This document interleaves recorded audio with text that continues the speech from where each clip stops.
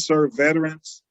And I want to make sure that's very important to be in a community. Well, especially where that we has the are. military. Yes, Yeah, exactly. for those that don't know, Norfolk and Virginia Beach, Norfolk, Virginia is the largest naval base in the world, period. And, we usually have 2 or 3 aircraft carriers plus a whole lot of other things. Virginia Beach is home to SEAL Team 6. We have, all sorts of military, to the north of us, just outside. We have a couple Air Force bases between here and DC. We have, Marine units. So we are a military town here. Yes, we are. And I'm happy that we, in 2011, we opened our West Lane project, which is a 16-unit apartment complex. We also have a duplex that we own there as well, but we serve 16 veterans, men and women, single men, single women, and assist them in getting housing as quickly as possible. The program is a year long. It can go up to a year, but our average length of stay right now is about 5 months. I'm very proud of that. Yeah. When I came in, we were about 2 years. Wow. It was a 2-year program. I rewrote the grant to make it 1 year.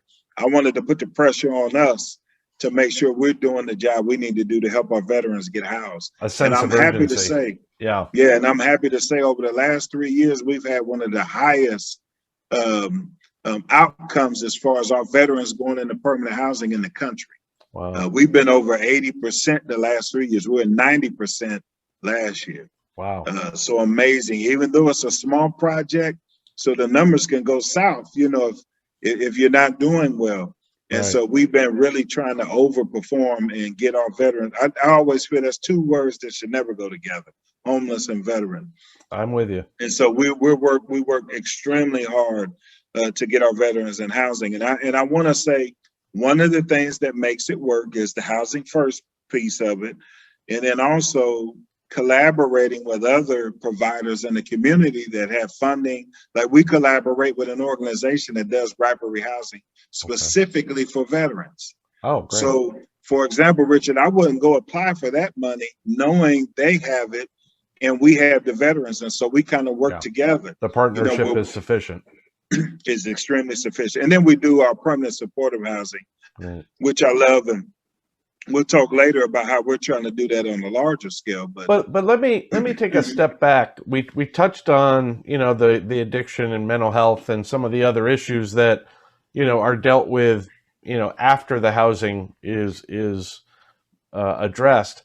But how are those things addressed if not within your organization? So do I assume that you have partners that come beside you and beside your counselors to help address those? Because otherwise you're just going to have they're going to come in and they're going to get their 6 or 8 months and then they're back on the street if they don't address those other bigger challenges. It's a great question. Yes, we do partner with other agencies, and I want to say this: in a perfect world, we hurry up and get them in housing, and then we connect the resources to them. However, there's a shortage of housing right now. So that's the fight sometimes too, is just trying to find somewhere. So in the meantime, you do connect them to those resources if they're open to it. And that's the key, if they want them. So yeah, like human services, we'll connect them there to get, say, for example, SNAP benefits. One of the blessings of being in the Housing Resource Center is it was created by the city to bring in all these different nonprofits and organizations to run a variety of services and kind of work together. But it's all in one building, so it's kind of like a one-stop shop. It's not meant to end. It's not meant to address everything, but there's some important pieces in there, like human services, where somebody get their SNAP benefits or get set up for employment training or disability benefits. Right. Now, our staff have been trained to do disability applications, and they'll be expedited. They're what we call SOAR trained. Right. So if our client has a person that may identify they got a mental illness, could be eligible for benefits, we can apply and get an answer within 6 months. So then that gives them income on a monthly basis and puts them in a better position to obtain and sustain housing. Right. So yes, we work You know, our veterans program, we work with the VA, who has an employment training program. So we'll make referrals there. So yeah, it's all about making sure that when a person comes in, we do what we call a housing plan.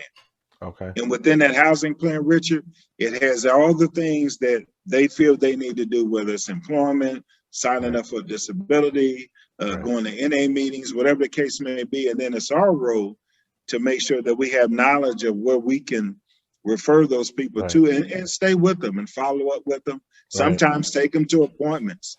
We utilize bus tickets, and we have vehicles that have been donated to us where we can take clients to appointments.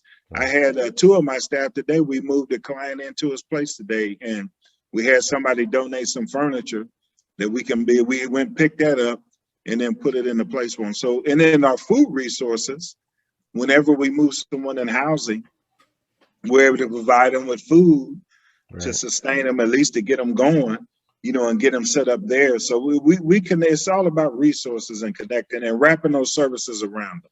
So, you know, with the rapid housing, so what kind of metric do you use for evaluating your success? Because your hurdle is, 6 or 8 months, obviously there's a life beyond that. You're integrating services, trying to do a holistic approach. How do you do long-term metrics, or do you?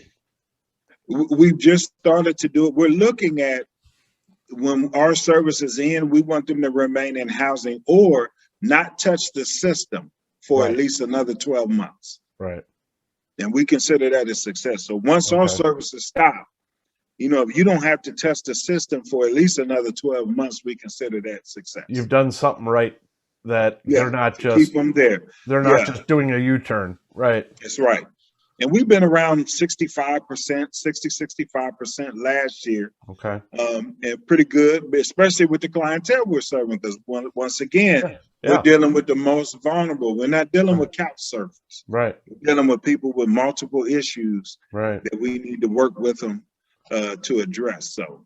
Yeah, and I've, just from my limited exposure to the homeless that I referred to earlier, I've seen that, they're vulnerable in one way. I'll use one example. He's a smaller guy.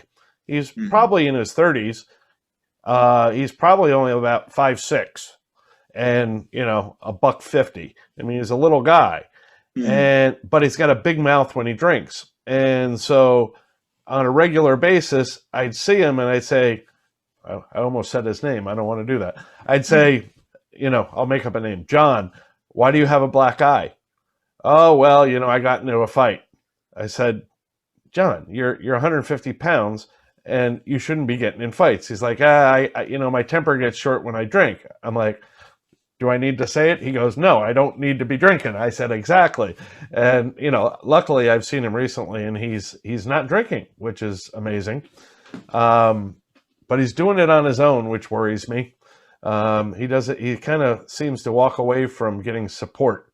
So that tends to make him more vulnerable again. But my point was, so his issue is drinking, and then what extends out of that is violence. To your point, it's a double trauma. It's a triple trauma because he's also homeless. Exactly. And all the other things that are happening that I'm not aware of. Mm-hmm.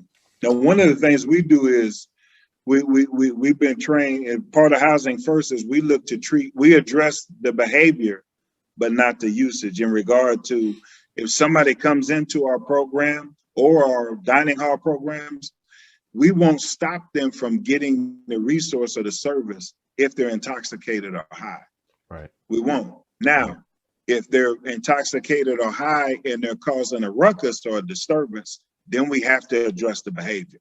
Yeah. You see what I mean? Yep. So because what was happening in the past is people that, like John, that were drinking would eliminate themselves from shelter when they came in just because they were drinking. So I didn't mention, but when we went to serving the most vulnerable, we made our rules with what we call a low barrier shelter.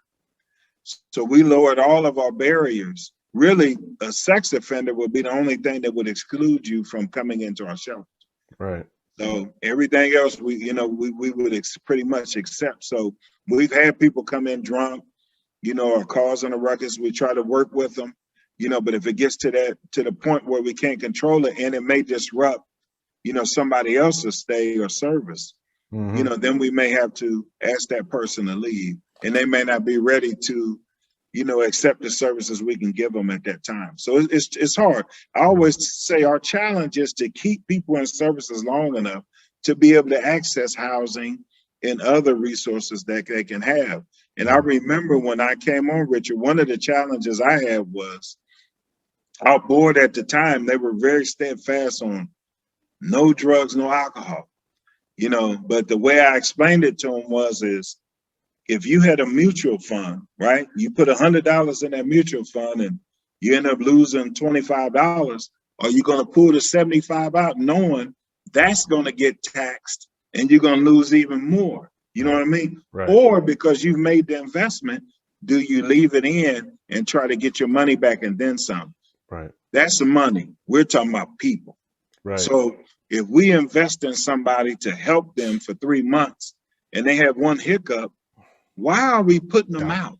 Right. You know what I mean? I wouldn't be able to make it in my own shelter. You have one blow up or anything goes wrong, and so we were trying to ask, I think in a lot of cases, we try to ask homeless people to be perfect, and nobody's perfect. And so whether they're homeless or not, we all know that, people that suffer from addiction, that for quite a long time, before they're successful long-term, there's always a lot of fallbacks, and very few right out of the gate, kick the habit and then, have a productive life right away.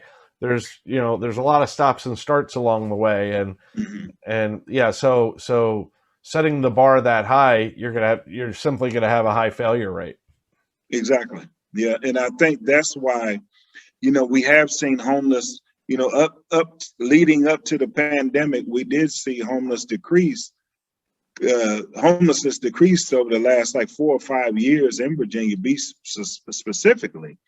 I think because, we had that, approach where we were surrounding the services, we were housing first, we lowered the barriers in all of our programs to ensure that the most vulnerable are getting the services they need. So, but it's going to take time. We haven't eliminated it. We're trying to work ourselves out of a job. And we know it's always going to be somebody out there. So the key is just to make sure that, we're doing all we can to lift them up. Well, I think I mentioned this to you before we started taping that very soon I'm going to be interviewing somebody from Samaritan House, which is another organization here. And I'm going to couple these two videos kind of back to back. And I came with the title that, we are God's children too, because not only do you guys cross-pollinate when it comes to kind of the housing and hunger, they add on kind of the domestic violence and human trafficking element.